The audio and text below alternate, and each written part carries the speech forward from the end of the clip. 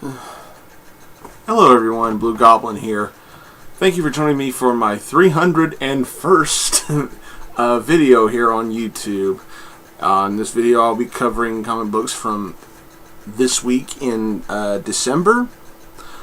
You'll notice the weeks of comic book reviews are now in the description.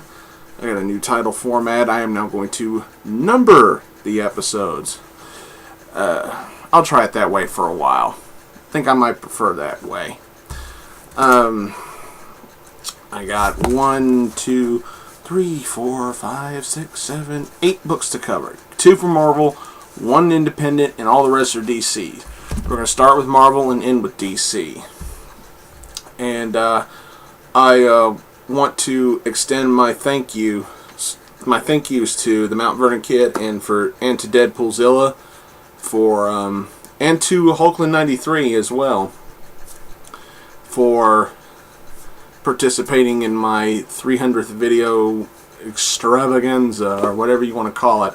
I had a lot of fun doing that, and to my friends who did it with me, bro fist to all of you. Thanks again. Y'all are awesome. Now on to the books. We're going to start things off with The Amazing Spider-Man number 699.1.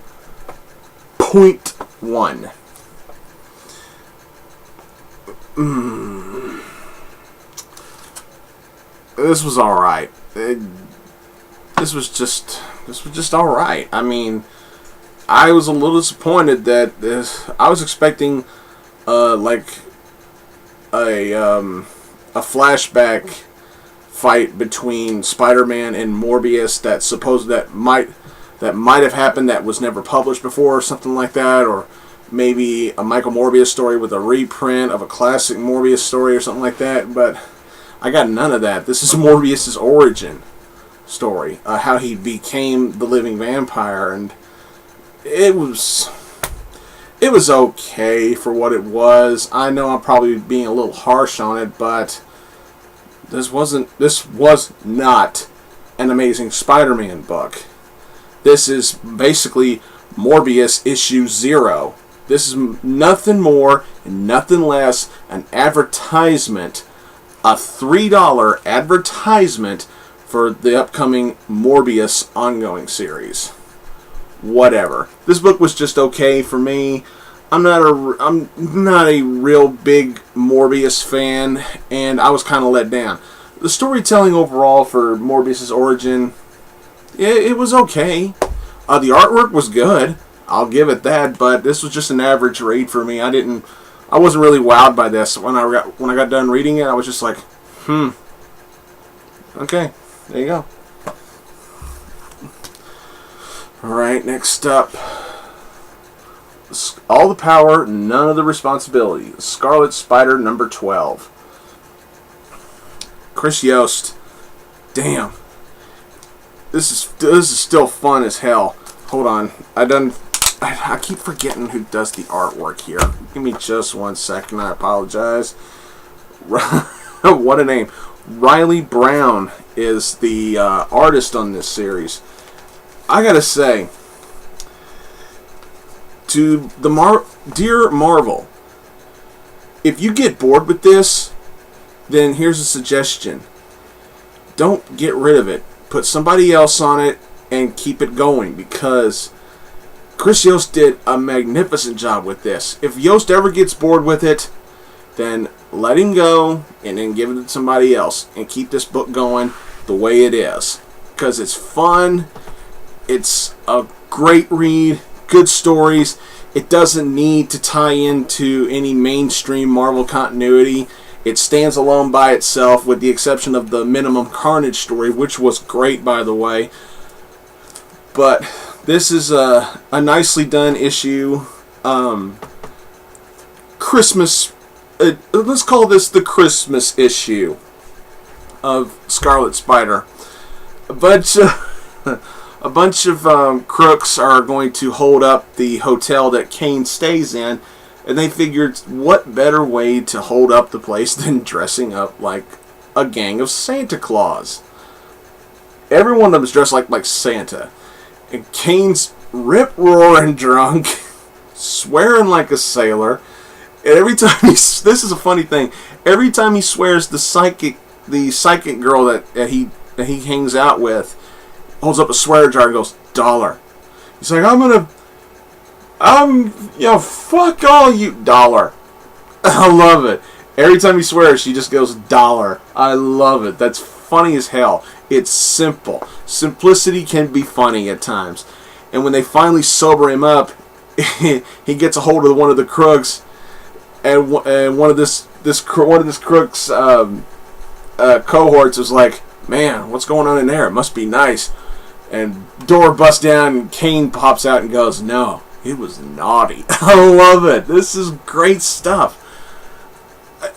It's fun. I don't know what it is about it that captures me so well, but it's a fun series. It's nice to have a comic book series that makes you enjoy just simply reading it and getting a laugh out of it while at the same time being captured by the action. And remember, this is Kane we're talking about, not Peter Parker. This is not Spider-Man. I mean, this guy pulls no punches.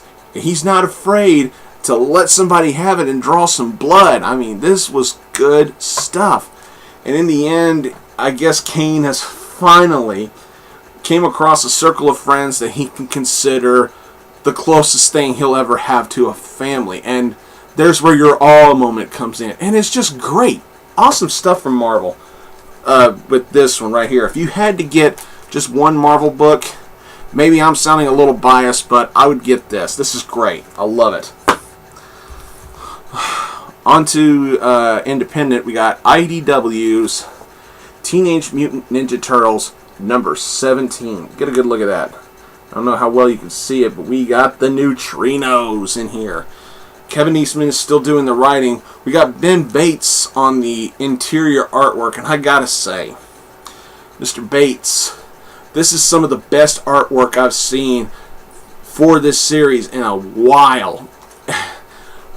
I mean, the artwork for the past 2 or 3 issues or so on have just been shit. The artwork with the Slash story was god-awful. And in here, it's so refreshing to see some good artwork in a Ninja Turtle story. Yeah, in this one, in this issue, we're introduced to the neutrinos. It's the same 3 neutrinos that us old school fans of the Turtles remember from the 80s cartoon. It's the same 3 neutrinos, same hairstyles, same names, but they got a little more a bit of an edge to them, and I like that. They're not the 80s cheeseball. They're not using that 80s cheeseball dialogue that they used in the cartoon, where it belongs. And here, it's much more relevant for modern day storytelling, and I really do appreciate that. When I saw this cover, I was kind of worried that we were going to get that stupid ass surfer dude dialogue that only Michelangelo can get away with. Yeah, good stuff. Just good stuff. The Turtles are still coming to grips with what's been going on with Slash and everything. Krang has still got Dr. Stockman under his ass and everything with the concerns of building the Technodrome.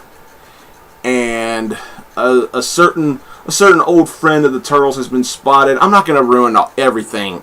I'm not going to ruin everything of this book. All I'm going to say is this was a great read, great story, and I love the dialogue from damn near everybody here, including Shredder. This is awesome, purely awesome stuff. Can't get enough of those of that Turtles series. Now we're moving on to DC. Now, the first book I'm going to start with is my pick of the week this week. Yeah, whatever. I'm a Gail Simone fanboy. Deal with it. Batgirl number 15. This is my pick of the week. Gail, I'll tell you what. If you're going to go down, you're going to go down swinging. This was awesome.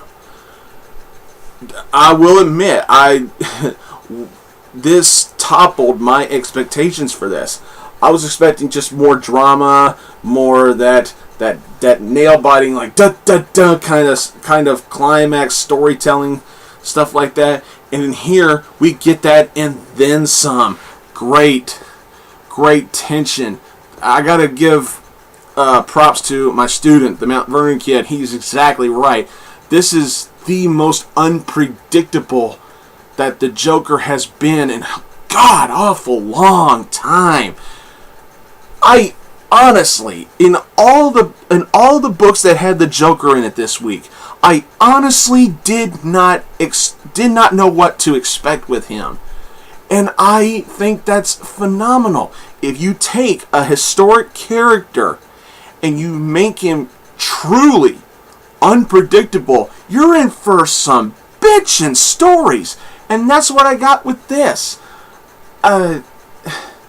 Batgirl is trying so hard to control herself, to control her inner rage, while she's standing right in front of the guy that nearly took her life and nearly destroyed her body, who crippled her, for Christ's sake. And she's just got to bite her tongue, and she even thinks the unthinkable. I'm gonna minorly spoil this, just minorly. She has thoughts about crossing the line when it comes to justice. She comes close. She comes damn close. She gets a golden opportunity to do it, but she doesn't. And that's true respect for the character. Gail Simone did a hell of a job writing the story. She could have written the story where Batgirl could have easily killed the Joker, but she remembers that's not what Barbara does. She follows example from Bruce. Don't cross that line, because once that line's crossed, you can never really go back. That's just how I feel about it. And this is true respect for the character of Barbara Gordon. It is just great stuff. I'm not going to ruin anything else, but it ends on one of those dun dun dun, kinds of cliffhangers, and it's just an awesome ride. I am going to treasure this run from Gail Simone. It's going to be so sad to see her go, but wow, you talk about some bitchin' stuff. So much better than I thought it was going to be. And once Gail's gone, I am going to miss her, but I think I will stick with Batgirl. My student, I've got to plug his channel again. He buys Hawkeye, not to support Matt Fraction, but to support the character. I want to continue supporting Batgirl, and when somebody else gets a hold of it, I'm going to give them a fair chance. But, damn. Moving on. Batman number 15. Oh, man. First of all, I got to say, that is an awesome cover by Greg Capullo. Scott Snyder. Damn, he's still killing this. He's been writing this series for over a year, and he's been writing Batman stories for probably well over 2 years, and Jesus, he's still nailing it. Not too many writers can do it. Very few writers can nail a character year after year after year. Snyder's doing it. This is awesome stuff. I mean, what a good cover. What a good representation for the story that's going on in this series. The Joker's on Batman's mind constantly. The beginning scene where Batman's talking to the Joker, it's tense, very tense. You honestly don't know what the fuck the Joker's gonna say or what he's gonna do, and Batman's trying to analyze him as he's being confronted by the Joker. Just remember, behind all that psychoticness, he's just a man. He's a man made out of flesh and bone. He's trying to get a fix on this man, and oh God, the Joker is just really, really unpredictable, and he manages to get away with the help of the Bat family, and they all confront Bruce in the cave. He's like, why haven't it's like they accuse Bruce of hiding stuff from them, not telling them everything, and they have every right to be upset about that. But Bruce, tries to remain vigilant, tries to remain strong in telling them that Joker's not getting to them. He's bluffing. Bruce is purely convinced that the Joker is bluffing about knowing who every one of them is. And there's still no proof that he doesn't know. We're going on Bruce's word. Believe it or not, Bruce has been wrong before. So who knows where the hell this story is going. And at the end of the first story, Bruce comes to a realization that there could be another reason why the Joker's doing shit like this. And when he reveals that why he might be doing this, I went, what? Really? For that?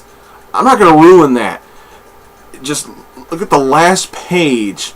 Look at the dialogue on the last page of the first story and find out why he thinks the Joker's doing this. And I swear, I was like, wait, what? He's doing it for that? Out of that? Oh, I don't know. And then there's a second story involving the Riddler. That's damn dark and damn creepy.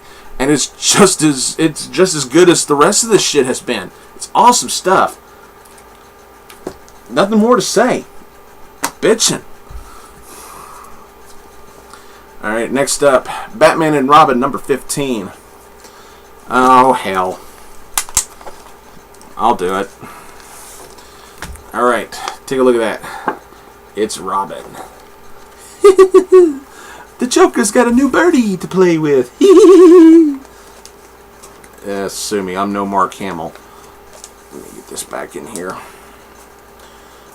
Alright. Peter Tomasi and Patrick Gleason are working on this.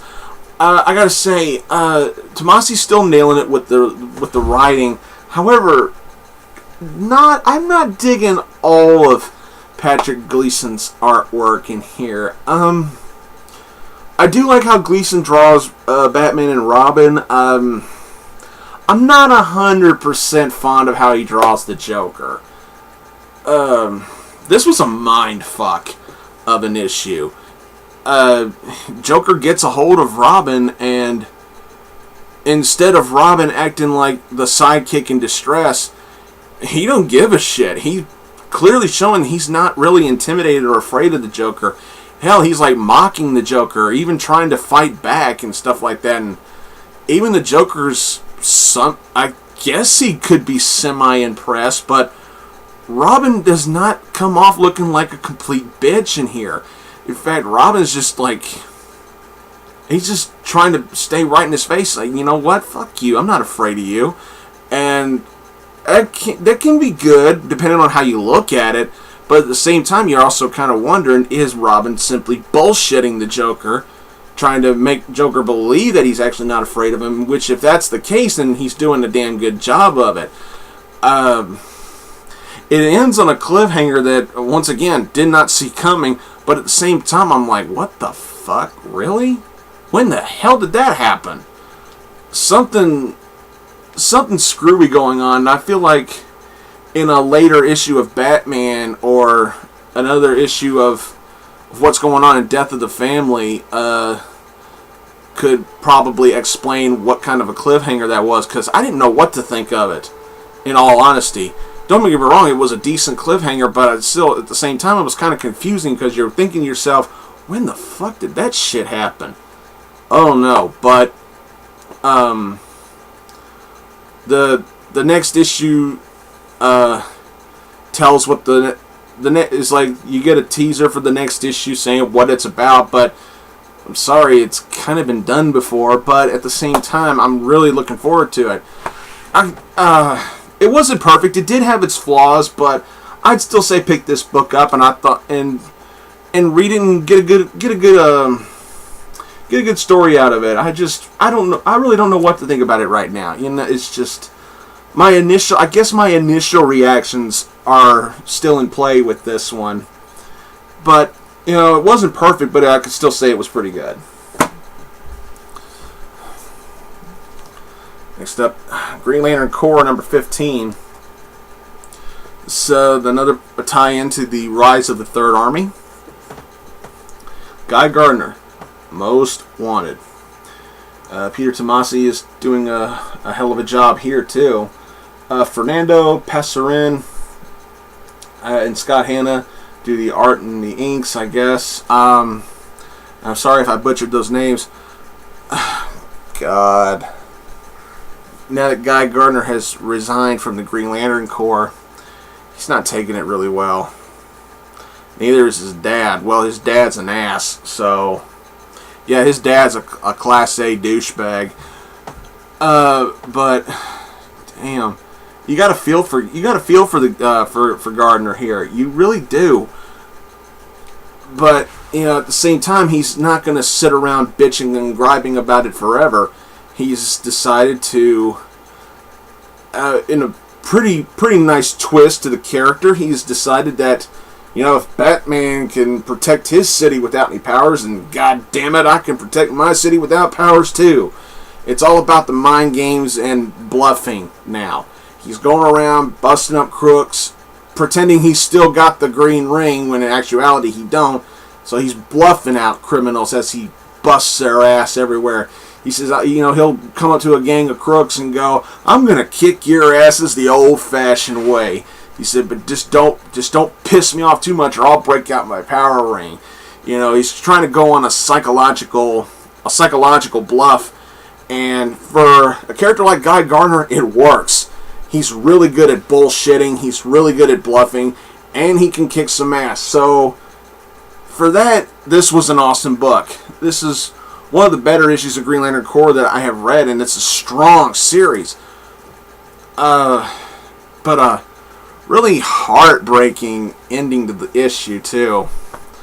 Of all the people to get to him, I'm not gonna ruin it, but it was a really, really bad ending, but in a good way, if you can get your minds around that. This was good. Really, really good. I'm actually enjoying this and Green Lantern New Guardians more than I am Jeff Johns' Green Lantern. That's just me. We're going to end this review with Suicide Squad number 15. Oh man, love that cover. I still wish we had the old classic Harley Quinn, but Harley Quinn's still there in some respect. Adam Glass continues to do a great job with this. This was actually... Remember when I said the Suicide Squad 14 was the best issue of Suicide Squad that I've read? This one was even better than 14 was. God damn. The Joker has gotten a hold of Harley, and he figures that Harley's his property and, blah, blah, blah, blah, blah. But then... Ooh. Harley Quinn. My potential namesake for a potential daughter. Remember, if I ever have a daughter, she's going to be named after Harley Quinn. But Harley here decides, instead of being the punching bag, she's decided to start fighting back. And man, does she fight back. And I think she surprises Joker here.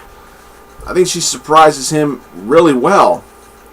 But Joker's not good. But Joker quickly shakes it off and keeps trying to smack her around and stuff like that, and even resorts to some very dirty tactics. But then Harley fires back with some dirty tactics of her own, and it's really great. But then the Joker makes it personal, and Harley has to eliminate two people that she really, really loves. I'm not going to ruin it. But it's a wink and a nod to us old school, long time fans of the character of Harley Quinn. If you're a brand new fan just now figuring out who this character is, you're probably not going to get the wink and the nod. But it's more of a wink and a nod for us hardcore fans. And then Joker does something to Harley that I never would have thought was coming. Harley learns something new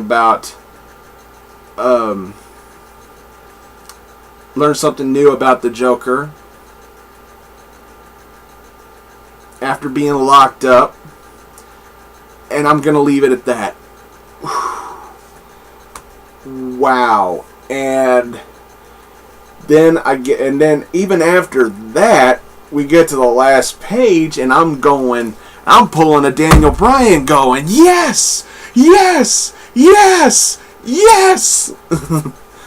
This was good. I'm telling you right now, if Batgirl didn't come out this week, this right here would have been the pick of the week. This was amazingly good. I gotta admit, this series started off pretty good, then it got weak, and then it got back up, then it got weak again, and now they brought the Joker in here. It has just been awesome, and this right here right now is the best issue of Suicide Squad that I have read. Just amazing work. Well, that's all I got for this week, everybody. I want to thank y'all for watching. I want to thank y'all for subscribing. If you haven't done it yet, please do. Subscribe to Blugoblin X channel. Check me out on Twitter or on Tumblr. Check out my student, TheMtVernonKid, on Tumblr. I believe he's called the Honorable Warrior 82. Check him out.